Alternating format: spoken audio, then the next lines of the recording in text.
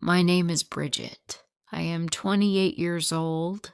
I live in a small town. My parents are religious and very strict. They taught me many things about life and love. They said that love is a pure thing. They said that marriage is a special bond. Because of my parents' lessons, I grew up with a strong belief. I believed I must wait for marriage. I never dated anyone. I never had a boyfriend. I never went to a party with a boy. My lips had never touched another person's lips. I had never been kissed. This was my choice. At college, some of my friends were different. They dated often. They talked about their boyfriends. They laughed at me, but I did not feel bad. I did not care what they thought. I believed in my values. I wanted to find a partner who would respect my choice to wait. I dreamed of a wedding day. I knew that other people had many relationships before marriage, but I chose to save my heart. I wanted to give it to one person. This person would be my husband. Together we would build a happy life. I waited for that special moment. One day I went to a coffee shop. There, I met a man named Robert. He was tall and handsome. When he smiled at me, my heart beat fast. I felt shy, but Robert started talking to me. He said he liked my clothes. Later, I told my friend Molly about Robert. Molly knew many people. She said, "Bridget, be careful. Robert is a playboy. He does not stay with one girl." I felt worried. I hoped that Molly was wrong. I wanted to believe Robert was different. I felt my love could make him a new man. Robert started to call me every day. He sent me flowers. He sent me sweet messages. He made me feel special. I began to believe God had sent Robert to me. I wanted to believe that he loved me. I began to dream of a future with him. One evening, Robert took me to a fancy restaurant. Robert said I looked wonderful. His words made my heart feel happy. After the dinner, Robert drove me home. He stopped the car outside my house. He turned to me and looked into my eyes. Robert said, "Bridget, I cannot stop thinking about you." My heart began to beat fast. Then he leaned closer. Before I knew it, his lips were on mine. It was my first kiss. I had always thought this would happen only after marriage, but in that moment, I did not pull away. I let myself feel it. When the kiss ended, I felt happy, but then I thought about my strict parents and what they would say. I wondered if I had done something wrong. The next day, Robert called me. He wanted to see me again. We met at a park. Robert wanted to be close to me. It felt like things were moving too quickly. I looked at him and said, "No, Robert, I want to wait. I want to wait until we are married." He paused. Then he looked into my eyes and said, "Then we will marry soon, Bridget. Very, very soon." A week passed. Then one evening, Robert called me. He had an idea. He told me he needed to go to Las Vegas for his job. Robert said, "Come with me, Bridget. Let's get married there. I don't want to wait any longer." I could not believe his words. My dream was coming true. Robert wanted to marry me. A wedding in Las Vegas? I said yes. We flew to Las Vegas a few days later. The city was loud. I felt a little lost, but Robert was with me. He held my hand. I wore a simple white dress. Robert looked at me and smiled. We found a small church. There were no guests, just Robert and me. We were married. Robert kissed me. He said, "Now you are mine." I felt like the happiest woman in the world. That evening was our wedding night. I thought it would be perfect. I was finally with the man I loved, but something felt wrong. Robert seemed different. He looked into my eyes, but his look was not the same. He began to drink a glass of wine, then another. He took his phone and went to another room to talk. He stayed there for a long time.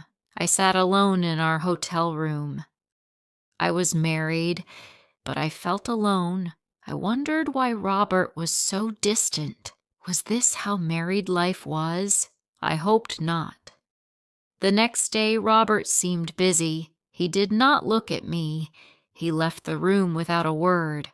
I felt confused. I waited for him to come back. I waited for many hours. Finally, Robert came back. He did not smile. He did not look into my eyes. He said, "I want a divorce." My heart stopped. I thought he was joking. I waited for him to laugh, but Robert did not laugh. He was serious. He said, "You are not what I wanted. You are too simple. You do not belong in my world. You waited all your life for marriage, and look what it gave you." My heart broke. I could not believe what I was hearing. Just yesterday we got married. Now he said I was too simple. Tears filled my eyes. I cried for a long time. Days passed. I tried to call Robert, but he never answered my calls. He did not want to talk to me. Robert was gone from my life. I had to go back home. I traveled alone. When I arrived, my family was shocked. They were very angry. They said I had shamed them. They said I was careless for marrying so fast. They did not want to see me. They did not want to talk to me. I felt like my life had ended. My family, my husband, all lost in one morning. I had no place to go. My friend Molly helped me. She lived in an apartment. She said I could stay with her. I moved to her place. Molly was a true friend. She helped me find a job. I began working in a bookstore. I tried to forget Robert and the pain. One afternoon, I saw a magazine cover. There, on the front, was a photo of Robert. My heart jumped. He was at a big party. A beautiful woman stood next to him. The cover said, "Businessman Robert Sinclair's Secret Marriage." I froze. My hands began to shake. I looked at Robert's face. He looked powerful. Robert was very rich. He had many companies. He was famous in the city. I never knew this. He never told me about his wealth.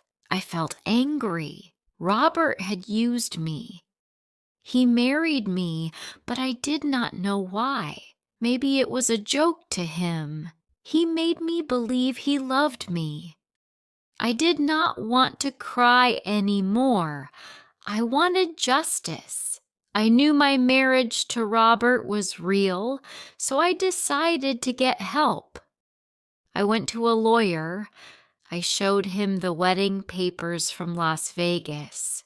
The lawyer told me, "Your marriage is legal. You have rights."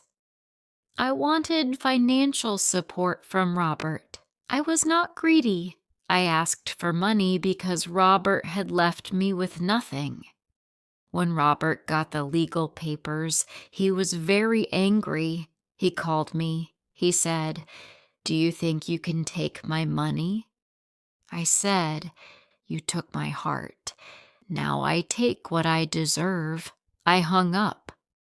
The news about our marriage became public. Reporters came and asked questions. Robert was angry that his life was in the papers.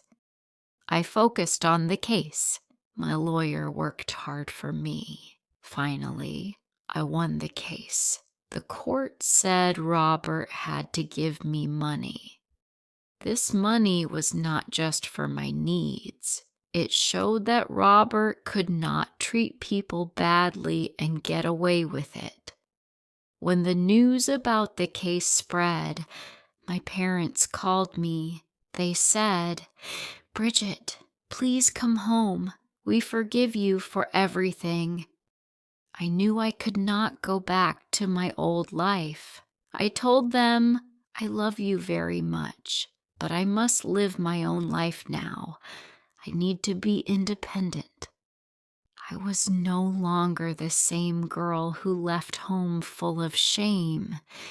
I used the money I won from the court case. I bought a small apartment. Then I decided to go back to my studies. Life was very different now. I still believed in love, but not in the same way. I learned that true love needs respect. If there is no respect, love cannot last. Robert had not respected me, and that was why our marriage failed.